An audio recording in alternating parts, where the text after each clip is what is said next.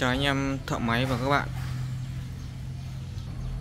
Hôm nay tôi chia sẻ nhanh về cái vấn đề dọn một chiếc xe Jim Việt các bạn nhé, Jim Việt hoặc Jim Thái. Cái vấn đề dọn xe một chiếc xe Jim ấy, thì rất nhiều bạn đang thắc mắc là cái vấn đề kinh tế có bao nhiêu tiền để dọn một chiếc xe. Thì ngày hôm nay tôi sẽ giải thích cho các bạn và chia sẻ cho các bạn cái vấn đề cần bao nhiêu kinh tế để dọn một chiếc xe Jim một cách đơn giản nhất và không cần phải dọn mới các bạn nhé. Đây là một số phụ kiện của chiếc xe Jim, đó là cái yếm và cái đuôi đằng sau và một số phụ kiện về cái đèn hậu và pha đèn. Tôi để đây để tôi chuẩn bị dọn xử lý các bạn nhé, xử lý ngon lành và lắp ráp. Trên chiếc xe Jim này tôi sẽ hướng dẫn cho các bạn, xin lỗi các bạn, tôi sẽ chia sẻ cho các bạn cái vấn đề dọn chiếc xe này, dọn ở điểm nào và khi mà dọn xong tổng thành nó hết tầm bao nhiêu tiền các bạn nhé. Thì vấn đề đầu tiên là cái khu vực trên đầu của con xe Jim này các bạn nhé. Cái phần đầu của con xe Jim này tôi sơn lại phần lắp trên và lắp dưới. Cái đầu xe Jim nó có hai nắp, lắp trên và lắp dưới này nhé các bạn nhé. Hai củ xi nhan. Hai củ xi nhan này tôi tẩy rửa và tôi bôi tẩy rửa cho nó mới các bạn nhé. Đấy là phần đầu. Phần đầu nó chỉ có hai cái lắp này thôi. Tôi mới làm mới cái đầu này. Đây. Khu vực lắp trên dưới là tôi sơn mới. Cái củ công tắc bên tay trái. Củ công tắc bên tay trái này các bạn nhé. Tôi để nguyên để zin này. Còn cái củ công tắc bên tay phải nó không làm sao cả, tôi vẫn để zin, bởi vì cái chiếc xe này tôi sẽ dọn theo nhu cầu và cái tầm tiền của chủ xe thôi các bạn nhé. Người ta không yêu cầu dọn mới, người ta không yêu cầu thay mới hết. Tiếp theo đến cái phần dè trước, phần đầu và dè trước các bạn nhé. Thì cái giá đỡ lồng, giá bắt lồng này là nó cũ rồi thì chủ xe yêu cầu thay mới là tôi thay mới này. Cái dè trước này tôi sơn mới và đỡ vai tôi cũng sơn mới. Cái này thì vẫn còn ok, tôi để lại các bạn nhé, để lại sau đó là tôi sẽ đánh bóng lên cho mới này. Đấy. Giảm sóc trước hai bên và mai tôi có bắn tỉa qua. Vành nan để nguyên các bạn nhé, vành nan chiếc xe này vẫn còn zin để nguyên, dọn zin theo yêu cầu của chủ xe các bạn nhé. Đây, vành nan còn zin.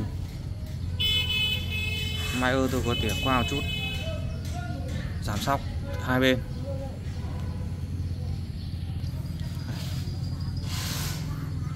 Ô vai bên này đây và cái mắt cua này. Mắt cua này tôi sẽ không sơn mới và tôi sẽ đánh bóng lên. Này, giảm sóc bên này đây, giảm sóc sơn mới và bát phanh. Bát phanh cũng sơn mới luôn các bạn nhé. Dây dợ thay mới. Dè trước ốp vai thay. Xin lỗi các bạn, dè trước ốp vai là sơn lại mới. Cái phần chế và lọc gió, chế thì tôi tẩy rửa lại các bạn nhé. Chế tôi tẩy rửa lại thôi. Đầu bò, hơi và đầu bò chiếc xe này vẫn còn nguyên zin, chưa một lần tháo ốc các bạn nhé. Tôi để nguyên, không ai động đến cả, máy người ta đang zin không ai động đến các bạn nhé. Tẩy rửa sạch sẽ đi là ok. Cái phần lốc này thì là sơn mới 100%. Cái lốc này nó bị chóc sơn rồi, quá trình sử dụng thì chân tay đi cứ để lên đây là cái lốc này bị sứt hỏng hết rồi, mà chúng tôi đã sơn mới lại. Ok nha các bạn nhé. Thế về phần lốc, về phần bô chiếc xe này, bô chiếc xe này nó bị han rồi nhưng mà tôi đã tẩy, quá trình làm tôi tẩy mới như mới này rồi các bạn nhé. Càng này để nguyên không thay và cũng không sơn luôn, bởi vì càng vẫn còn rất chia đẹp. Đây là tôi đang tẩy các bạn nhé. Cốp chiếc xe này thì sơn mới hoàn toàn rồi, bởi vì cốp là quá trình sử dụng va chạm qua 5 tháng cũng sứt xở, tem những rách hết rồi. phần sườn bình xăng. Đánh bóng lại chứ không sơn các bạn nhé. Phần sườn bình xăng này, sườn không, sườn sau này đánh bóng lại. Đấy. Tiếp theo là cái phần trên này trước, tay xách. Tay xách này thì là tay xách zin theo xe. Chúng tôi sẽ giữ nguyên và chúng tôi đánh bóng lại các bạn nhé. Giảm xóc sau. Giảm xóc sau là rất chi là han, nhưng mà qua quá trình sửa chữa, tẩy rửa chúng tôi tẩy thành mới luôn. Đây là mới tẩy, chưa lau chùi, chưa rửa giấy gì các bạn nhé. Về phần đuôi này thì không vấn đề gì rồi. Và phần đuôi này không vấn đề gì, để nguyên. Về cái vế bên này,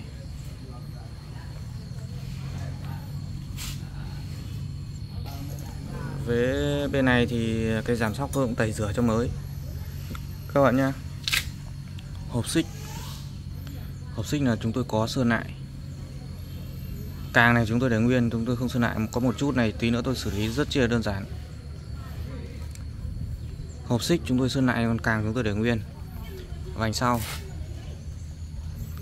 sau thì chúng tôi tẩy mới thôi. Nan hoa vẫn giữ nguyên các bạn nhé. Nan hoa Mayer giữ nguyên. Về cái sườn bình xăng bên này các bạn nhé, chúng tôi cũng đánh bóng. Chúng tôi đánh bóng hết. Và cốp này chúng tôi sơn mới hoàn toàn. Sơn mới hoàn toàn, sau đó dàn tem mới. Đây về phần bên lốc điện và mang cá, cũng do quá trình sử dụng nó bị sất, bị hỏng hết rồi, lẩu hết sơn. Và chúng tôi cũng sơn mới lại để cho tổng thành một chiếc xe nó vừa mắt ưng ý mọi người các bạn nhé. Cái khu vực yên xe thì nó vẫn còn rất chi là đẹp, bởi vì cái yên này tôi mới bắn cho chủ xe thời gian vừa rồi thôi. Bắn được có thời gian rất chi là ngắn, yên rất chi là mới, để nguyên các bạn nhé. Yên bình xăng đây, để nguyên. Nói như vậy, tổng thành của chiếc xe này làm đơn giản như vậy các bạn nhé. Đây là dọn như thế này, ở khu vực tôi người ta gọi là dọn tỉa, dọn sơ bộ thôi nhé các bạn nhé, chứ không phải là dọn mới như các bạn là 15-20 triệu hay là 30 triệu gì đó.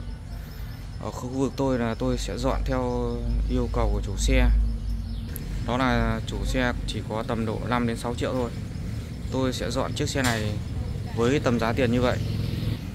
Chứ các bạn đừng quan niệm là dọn một chiếc xe Jim là phải có tầm 15 đến 20 triệu mới dọn được xe. Bây giờ ví dụ có những bạn điều kiện rất chi là khó khăn, người ta chỉ có tầm độ 5-6 triệu thôi. Thì bây giờ bắt người ta dọn 20-25 triệu hay 30 triệu thì người ta không có tiền, và người ta cũng chẳng dọn được xe các bạn nhé. Đến với tôi thì tôi sẽ dọn theo yêu cầu với tầm tiền như thế nào. Các bạn lưu ý cái vấn đề này nhé, chứ không phải các bạn vào bình luận bảo là dọn cái chiếc xe có 5 triệu mà cũng dọn. Bây giờ người ta chỉ có từng đấy tiền thôi các bạn nhé. Sau khi chiếc xe này lắp ráp hoàn thiện, tôi sẽ có một clip ngắn quay tổng thể dành cho các bạn nhé. Còn bây giờ xin chào và hẹn gặp lại các bạn ở clip sau.